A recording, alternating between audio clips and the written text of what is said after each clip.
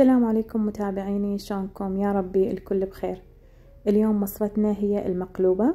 صراحة أطيب مقلوبة مسويتها بحياتي هي هاي المقلوبة.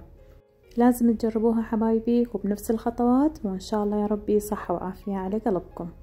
هسه خلونا بداية. هنا عندي جدر، نزلت كمية من الزيت. طبعا هذا الزيت راح نطبخ بيها التمن، فلازم تخلون كمية زينة من الزيت. عندي بصل فرمتها بهذا الشكل، شوية ذبل عندي البصل، خليت تقريبا نص كيلو من صدر الدجاج، مقطعتها تقريبا شوية كبار بهذا الشكل اللي دا تشوفوه. راح نحمسها لحد ما تتغير لونها.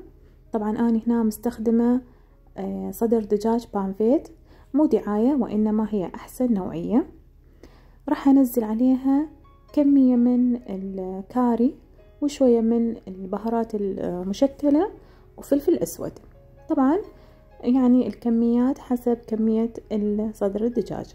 هنا عندي 3 ورق غار ضفتها فوق صدر الدجاج، وراح أبدي أحمسها بهذا الشكل. لازم نحمسها لحد ما تتغير لونها، وبعدها راح أضيف ملعقتين كبار من معجون الطماطم. راح نحمسها ويا صدر الدجاج بهذا الشكل حتى ما تبقى عندنا طعم أو ريحة المعجون. بعد ما حمستها بهذا الشكل راح أضيف كمية زينة من المي، تقريبا تتغطى كل صدر الدجاج بالكامل بهذا الشكل. وراح أخلي شوية من الملح وأخليها تفور. هنا حبايبي لحد ما تستوي عندنا صدر الدجاج راح أحضر كمية من الخضروات. عندي فلفل أخضر وباذنجان وبطاطا وبصل. طبعا محضرتها راح أقليها وأحضرها. وهنا حبايبي بعد ما شيكتها مستوية صدر الدجاج كل زين، راح أصفيها بهذا الشكل، وبمي مالتها راح نطبخ التمن. صراحة الطعم كلش طيب ويختلف جذريا على اللي احنا نسويها، يعني نسوي المقلوبة بالشكل العادي. كلش طيبة طلعت. هنا حبايبي ضفت التمن، تقريبا عندي كوبين تمن مغسول ومنقوع نص ساعة.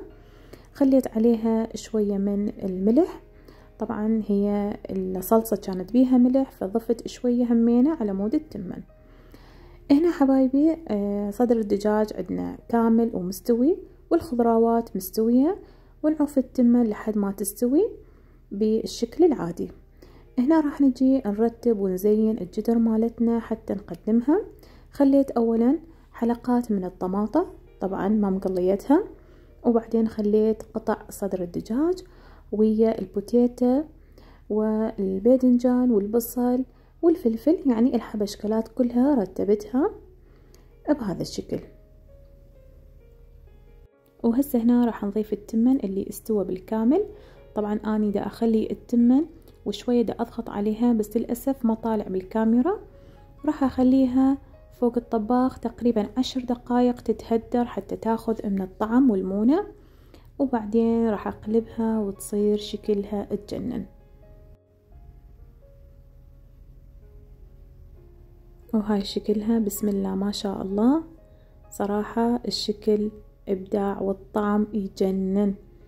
اتمنى كل وحدة شافت الفيديو تسويها مثل ما سويتها اني وعلى طريقتي. طريقة كلش سهلة ومبسطة وكلش طيبة.